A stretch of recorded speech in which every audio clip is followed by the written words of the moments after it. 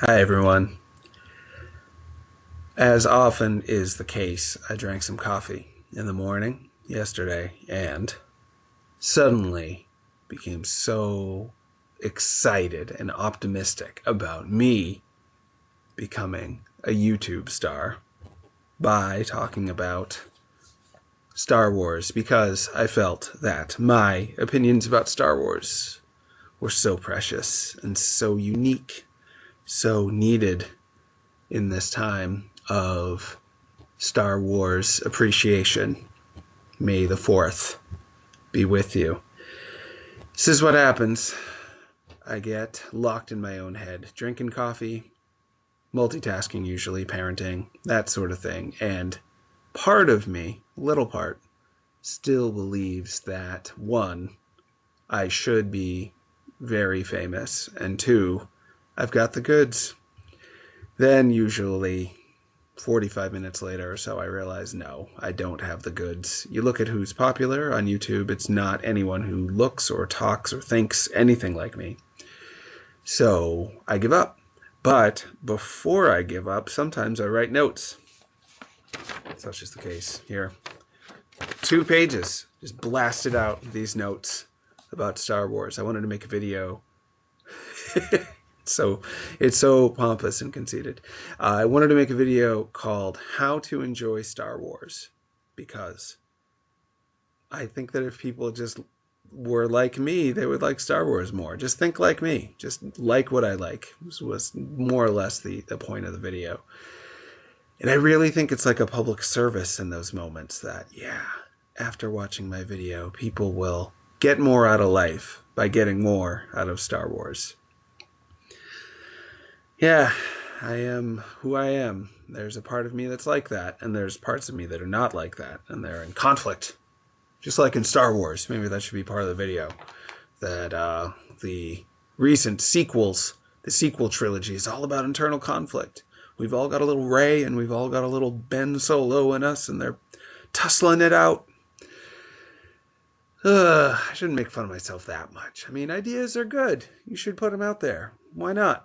It's not all pompousness. Part of it's a belief that everybody should just share ideas and see if someone likes it. If even one person out there likes a video that someone else made, then it was worth making. And if I make a video and everyone just makes fun of it, then that gave them something to do that day too. Maybe made their days a little bit better. So trying is good. Trying is good. But when you really think that your opinions are better than other people's and that they need your opinions, then you're wrong and it's bad.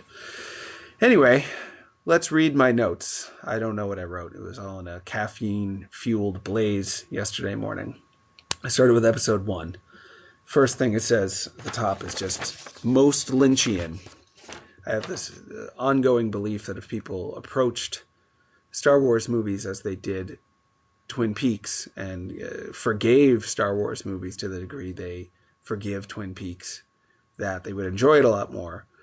I love Twin Peaks. Season 3 of Twin Peaks featured a scene where a man swept a floor for about 2 minutes, I think. It might have been 3 minutes. If that ever happened in a Star Wars movie, people would freak out. How dare you?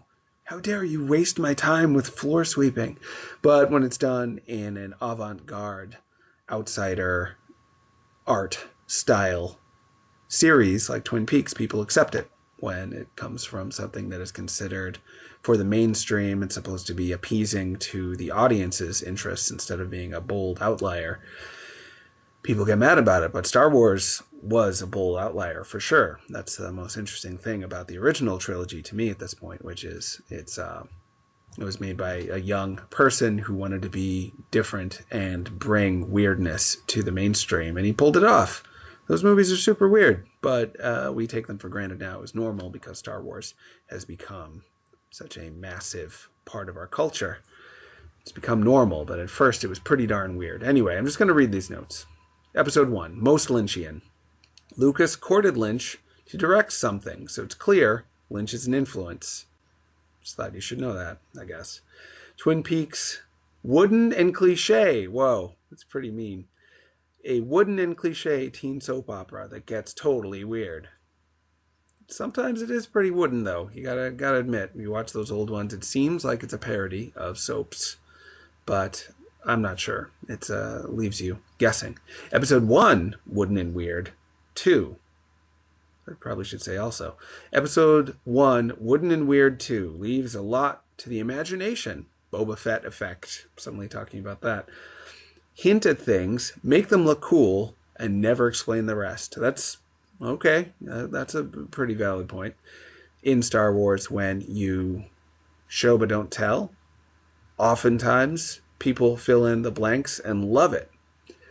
Makes it feel like it's more their story than it is somebody else's story being told to them, which is one of the tricks to get people to really like something you made, is don't actually make something. You just make a vessel for someone else to fill with their own imagination.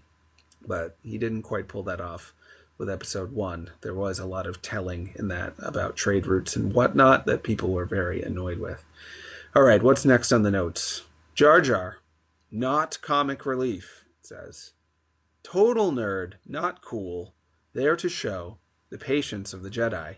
Also embodies Lucas's feeling that he bumbled his way to success. He's about to be sentenced to death! Exclamation point. That's true. People forget that. They're so annoyed with Jar Jar and his way of being, just existing, that they don't remember what his actual story is. But Jar Jar is an escaped prisoner who's going to be put to death for being clumsy. It's pretty interesting. If they had gone about expressing that character in a different way that didn't irritate people so much, I think he would have gotten a lot of analysis or interesting praise even. Star Wars Episode 1 is so weird. Jar Jar is going to be put to death for being clumsy. Anakin is a slave. I wonder if I even wrote that in my notes. Nope, just more about Jar Jar. Anakin is a slave, so you know he's been abused and dehumanized. He's been victimized and been treated like an object ever since he was born, most likely, as most slaves are. He has had to endure terrible pain and expects the worst out of his life. And he probably thinks he deserves the worst. So he's going to be filled with fear, which then brings us to the episode 1 quote from Yoda: fear leads to anger, anger leads to hate, hate leads to suffering. One of the better quotes from Star Wars in terms of teaching kids stuff about psychology and human nature. But it usually gets glossed over in all the hatred of episode 1's bad acting and stuff people don't care about, like Padme and trade routes. But I like episode 1 a lot. I saw it 4 times in theaters, if I remember correctly. Okay, now I'm on to Jar Jar and racism in my notes. Jar Jar and racism, dash. Body motions and voice created by a black man. It's true. Ahmed Best, who didn't put this in my notes, but he became suicidally depressed after all of the backlash from Jar Jar came out, calling him racist for making the character, though I don't think he intended the character to be at all an embodiment of Black Americans or a parody or in any way an attack on Black Americans. He just wanted to make that character. He liked it. Most other Gungans, like Boss Nass, are white, use the same speech pattern. Oh, that's true. So when you say that Jar Jar's speech pattern is making fun of black people, then you also have to tie in the fact that Boss Nass, who talks the same way and is voiced by not Berkeley Breathed, that's the guy who made Bloom County, Brian Blessed, that's it, who was in Flash Gordon. He does a great job as Boss Nass. That's an awesome character. Such a pompous jerk, but talks just like Jar Jar. So the speech pattern itself isn't necessarily tied to any race, as Boss Nass, who looks not... He looks pretty white. Let's just put it out there. He's a parody of white guys in a lot of ways. He still talks like Jar Jar. Nemoidians sound Italian to me, it says in the notes. Just letting you know what I think. Nemoidians sound Italian. Save critiques of Lucas's depiction of race for Lando, who's a suave, girlfriend-stealing, criminal traitor not a flattering depiction of the first, for the first black lead in Star Wars, is not a flattering depiction of a black male at all. He's very likable, but he's a terrible guy at first. It's not until Return of the Jedi that you get to see him redeem himself. Finn ain't great either, it says, which doesn't really have anything to do with George Lucas, but Finn is another traitor, except this time he's a traitor to stormtroopers, and before that he was part of the evil. So it's hard, it seems like, for Star Wars to just make a black character who has never been evil at all. But maybe we'll get there. Hope so. Where was I? Oh yeah, I'm sorry. There was Captain Panaka, and then he quit Star Wars, and then they got another guy, Typho, Captain Typho. Both black men who were not evil at all. They were just very boring. So eventually he got around through that. And Mace Windu. Oh man, I totally forgot Mace Windu. Probably the most powerful, potentially interesting character in Star Wars, but they just forgot to write anything interesting for him. But he's interesting in theory. And maybe I'll get to that later when we get to episode 2 notes, but probably not. Message of the movie. Still talking about episode 1 here in these notes. Jedi are overconfident and cold. Anakin needed therapy and or his mom to not grow up to have serious insecurity and attachment issues. Oh, I did get to it in the notes. That's nice. Then, suddenly, note about movie order.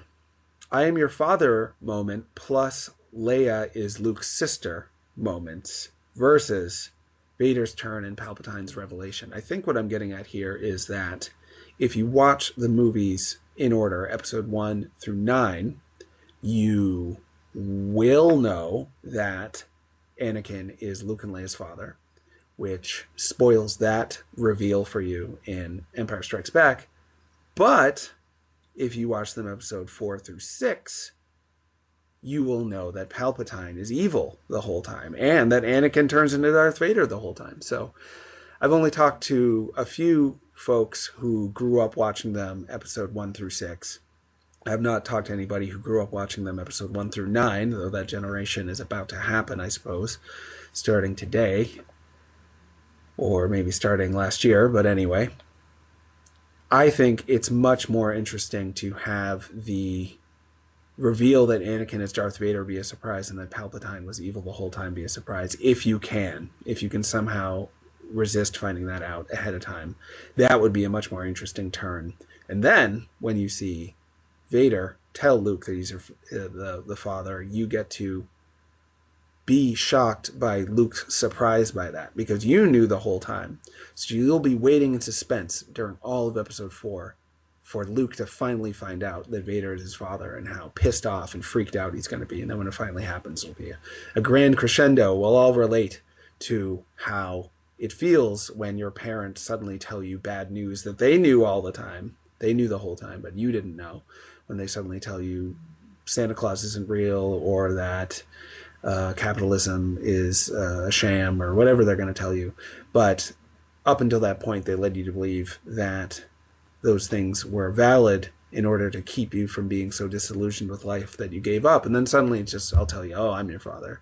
Ah, it'll be great. Anyway, that's what I meant by that, I think. And we're done with the episode 1 notes. But how far are we into this?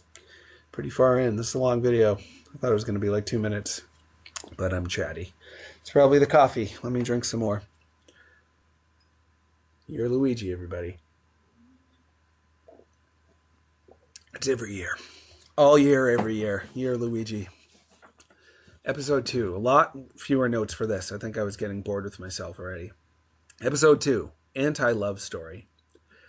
Lucas's failure to find real love is all over this movie. It's still Lynchian. That diner scene, that diner scene is really something. Obi-Wan suddenly walks into a 1950s diner with the bow, bow, bow, bow, bow, bow, bow music. So weird. Count Dooku! Exclamation point. Lucas is having a ball here. Banking clan and techno union villains. Yeah, there's a little social commentary about how banking and technology are both hugely powerful things that can manipulate people and give them nothing but take a lot from them in terms of mining their data and manipulating them through data-driven advertisements online, and we've seen what Facebook has done to people. It's a pretty prophetic movie in a lot of ways, episode 2. I didn't write those notes. It is definitely an anti-love story. Anakin is so creepy and awful, and the fact that Padme accepts him only because she's like, I'm going to die anyway. So yeah, let's do it. Let's go all the way with feelings, even though I know it's the worst idea. You're generally a bad person. We had that talk out in the field with that giant hippo thing you were riding around, and you just announced that you thought fascism was good. You, Anakin Skywalker, were like, if people don't do things, I think they should be forced to. Why does the Senate keep talking it over? Why don't they just force everyone to do stuff? And Padme's like, that's not how it works. But she still goes out with him. How many times have I seen someone marry the wrong person in that way? So many times. Very, very true to life story. Star Wars Episode 2 about a smart, intelligent, very brainy, smart woman. Don't know why I said smart so many times. Padme marrying just a total idiot loser like Anakin. But people didn't want Anakin to be an idiot loser. They, for some reason, wanted the story of Darth Vader to be about how cool Anakin was when he was growing up. But he wasn't cool. He's one of the worst people in the Star Wars series, and Darth Vader sucks and is a bad person, and I'm glad he died, and he never really redeemed himself. And I'll get to that, maybe, in my notes. Episode 3. This is the funny episode. Episode 3. This is probably the funniest note. All I wrote for your guide to enjoy episode 3 is really enjoy Ian McDiarmid. I think that's how you say his name. That's all you need to do. If you have any trouble enjoying Star Wars Episode 3, just focus on Ian McDiarmid, the Palpatine, the whole time. The movie is about Palpatine. It is the greatest showcase of Palpatine as a character. He's one of the best villains, one of the best displays of what evil is in terms of his believing his own lies, lying to people constantly without any hesitation, just being the worst person, betraying anyone, using anyone without noticing that he's even doing it, because it's a second nature to him. It's like a shark doesn't notice that it's swimming around and eating everything. That's just what they do. That's what they've always done. They wouldn't know anything else but that. And it's just so good. I forget other characters or even the movie. I remember Grievous because it's such an interesting design. And I remember that Anakin's eye turns red for some reason because he's so mad with lava eyes or something. But I mostly remember Palpatine from that movie. Very, very good. Episode 4, not too many notes on this one either. This one is a struggle, though. When you watched episode 1 through 3 and then jump to episode 4, and it's the first time you ever watched Star Wars, that can be a huge struggle for people, because all the other episodes follow the template that episode 4 and 5 started, and they do it better in a lot of ways. Even though people didn't appreciate it as much, they have better special effects. They have more interesting twists in a lot of ways. Episode 4 is sort of cookie cutter. It was the first cookie that the cutter was built around, but when you watch it now, it can be tough for people. So what were my notes? Embrace Lucas's love of boring robots.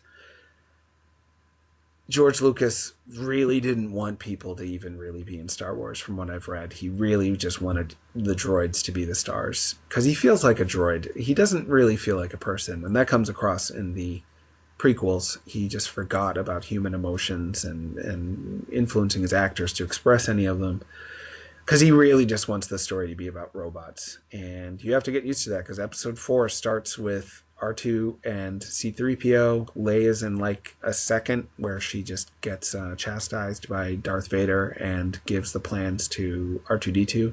And then it's just droids in the desert for a while. And then Luke shows up and he's not fun.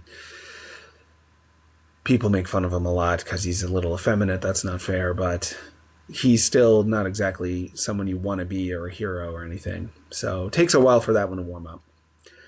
What else do I have? Accept Vader and Obi-Wan's choice to fight in a stiff, traditional way. They don't really want to fight, which I think is probably true. Obi-Wan never wanted to fight Anakin, and Anakin got his arms cut off, if I remember correctly. Maybe he had one arm left, both his legs cut off in Star Wars Episode 3. So he's probably a little freaked out fighting Obi-Wan. He's faking it. He's pretending he's cool with it. And then Obi-Wan just disappears on him. It's pretty cool. Anyway, that's all the notes I have for Episode 4. Episode 5, Yoda is insane, I wrote here. Feel the tension of Luke and Leia and how you don't want them to get together. That's right. So if you watch these in order, Episode 1 to 5, you know Luke and Leia are related. And then Leia kisses him, and you're so worried they're going to start porking in this kid's movie. So that is another reason why watching them in this order makes for a different kind of watch, a more tense watch in some ways. Note how Episode 4 and 5 created the structure that's been used by countless films since. Okay, I already said that. On to Episode 6. I think I didn't have any ideas for this. I just wrote something down because I felt like I had to. I didn't have to do any of this. I don't have to do this right now, but here I am doing it. For Episode 6, I wrote, note Luke's new coldness. Soak in Palpatine's performance. Ewoks are indigenous people. That's not an original idea at all. Original end song is awesome, but I forgot to write the E at the end. Just awesome with an N at the end. Awesome. It's awesome. The original end song, sung by the Ewoks, I think it's called Nub Nub, is very good. Episode 7. Kylo, edgelord, Star Wars fan. I know a lot has been said about that already, but it's worth remembering. Finn, born into dehumanizing situations. It's true. In some ways, he is more like Anakin. Slave story, only black male character. Not the best. Anyway, Poe, eye candy. It's true. He's kind of there just to be attractive. That's the only point of his character. And a hotshot. But as we talk about soon in Episode 8, they do deconstruct the sexy hotshot man trope a bit once Rian Johnson gets involved. And boy, did people appreciate that. Rian got nothing but praise for his deconstructions of Star Wars. Rey is every man, but, Rey is every woman, is what I should have written. Blank slate newcomer, like Abrams. That's right. Abrams, I think, is a blank slate in a lot of ways. He doesn't have a story he really wants to tell. He just really cares about the craftsmanship or craftwomanship of making a movie. He just wants to make movies right, but he doesn't care about what they're about. He's an empty shell in a lot of ways. But he's full of passion. Interesting. Paradox there. Hux young alt-right. True. Kylo hopes that breaking all attachments will make him smarter and stronger. So he is a lot like guys online who, might think you are stupid and bad because you care about people, that say that feelings are insane and wrong, that, let's say you wrote about video games, for instance, and you said, I really think this particular indie game developer is a good person and I care about them as a human being and I'm writing about their game. Then all of a sudden you get nothing but attacks, your bank account gets hacked, whatnot, because people say you're so biased towards this developer because you care about them as a human being that you shouldn't be writing about them. Of course, they're forgetting that some people care about most people.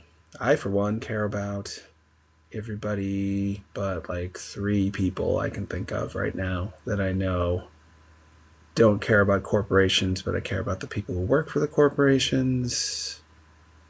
Anyway, yes, Kylo reminds me of some guys from the internet talking to me about video games in 2014, for sure. And I didn't write this here, I don't think, but Kylo is also a dweeb. Episode 8. Luke isn't who we wanted him to be, which is the point. He is both right and wrong for thinking about killing Ben. People got pretty mad at Luke for thinking about killing his nephew. They're forgetting that his nephew did murder hundreds of people later on. So Luke's prophetic vision that Kylo would later kill tons of people was accurate, but what he missed was that his feeling like killing Ben is what in part drove Ben to kill all those other people. Is actually it's almost like a time travel paradox thing. Luke's vision is what caused Ben to later become a killer, or Luke's acting on the vision caused Ben to distrust all authority and feel like he has to pave his own path and be in total control all the time. But Luke would have never had that vision if Ben didn't go on to do those things, because it was an accurate vision. So I don't know, I think it's pretty interesting. I think people should enjoy it more. I think you should think just like me about it and enjoy it more. That's what I'm saying, I guess. Luke was both right and wrong for thinking about killing Ben. He finds a way to have his ideas. Luke does. He finds a way to have his ideas, not his physical, violent actions make a difference. So he is a pacifist of sorts. Though I think he does psychically destroy an entire spaceship filled with people. So not that big of a pacifist. I should probably watch the movie again. Only saw it once in theaters. I liked it fine. It's just a little long, so I haven't watched it again. Luke symbolizes, quotes, punished George Lucas's. I really wrote Lucas's for some reason. But it's true. Lucas, it's pretty obvious that Luke is the stand-in for George Lucas in a lot of these movies. And that's continued on into the sequel trilogy, which are about Star Wars. Episode 7, Episode 8, Episode 9. They're explicitly movies about Star Wars. Star Wars Episode 7, I didn't write this on my notes, but it is taking the same story structure as Episodes 4 and 5, but casting new characters who react in different ways in those roles. So Ben Solo meets up with Han Solo, and instead of having the father-son talk that Luke and Vader have in Episode 5, they have a very different kind of talk because they're very different kinds of people. I like that. I don't love the sequel trilogy. It's not my favorite of the 3 trilogies, but I love that it at least tries to deconstruct Star Wars in those ways by having new characters in an old story. Rey is a stand-in for filmmakers trying to learn from Luke/Lucas. Rey empathizes with everyone, including her enemies. Just like she empathizes even with Kylo, who symbolizes the Star Wars audience who wants to cast off the past completely and make it their own. Kylo is a little bit like a guy who hates George Lucas and the Star Wars prequels because he hates Lucas so much for not thinking about him always first. And that's, well, a lot of people hated those Star Wars prequels. I don't know if you remember.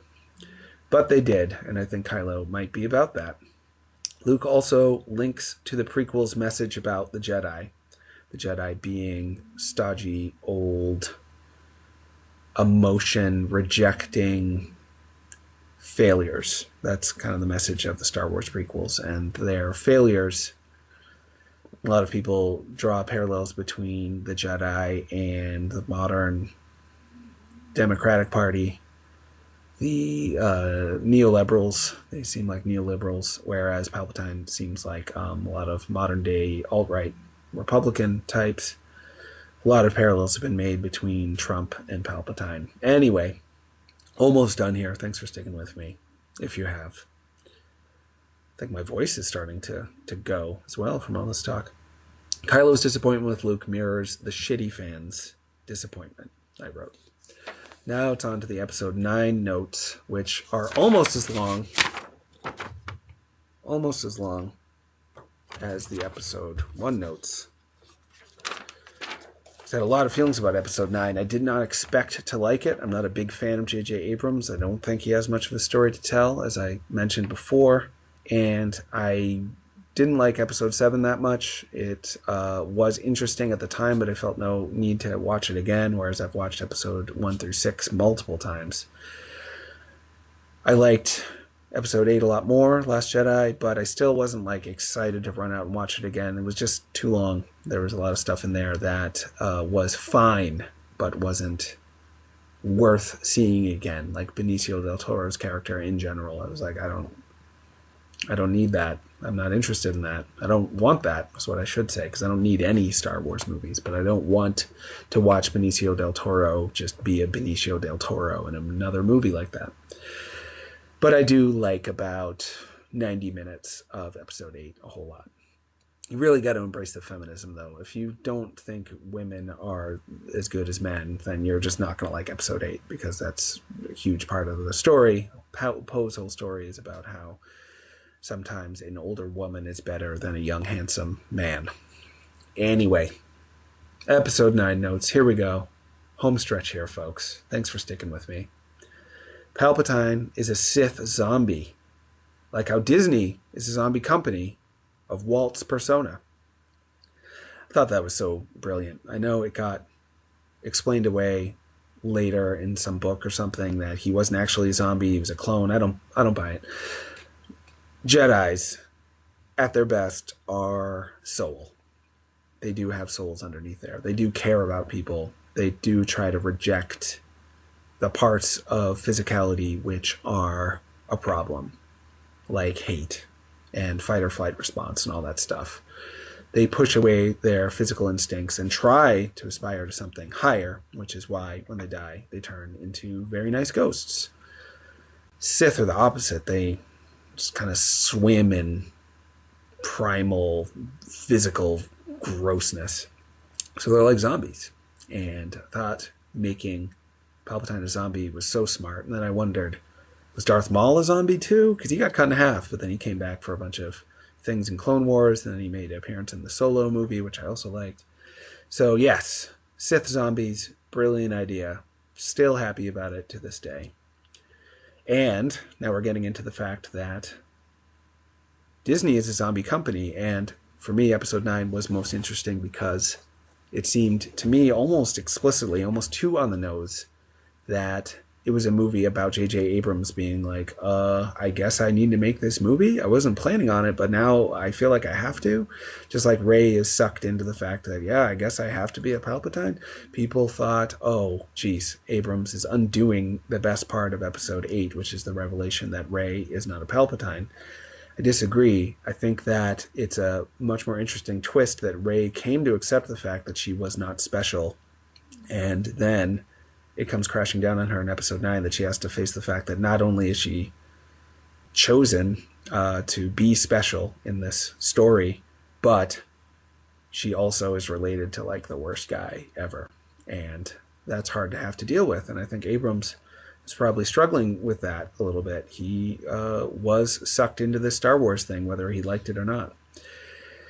And likewise, he did his best to be true to Luke/Lucas and even take the name Skywalker at the end of the movie, spoilers if you haven't seen it, instead of embracing her lineage as a Palpatine. So anyway, I'm getting a little messy with my explanation. Just going to stick back to the notes. Rey is Abrams and Johnson descended from this thing I wrote in the notes, asked to continue it, and be it. I wrote be, all caps. They were asked to continue it and be it. It being the Star Wars story that was now bought by the Empire, by Palpatine, by Disney. But they want to be their own people and stay true to Lucas's vision. Ugh, sorry for hearing that twice. It's in my notes here too. Kylo is not redeemed, just as the shittiest part of the Star Wars fandom can't be. It's true. Kylo never becomes a good person in episode 9. He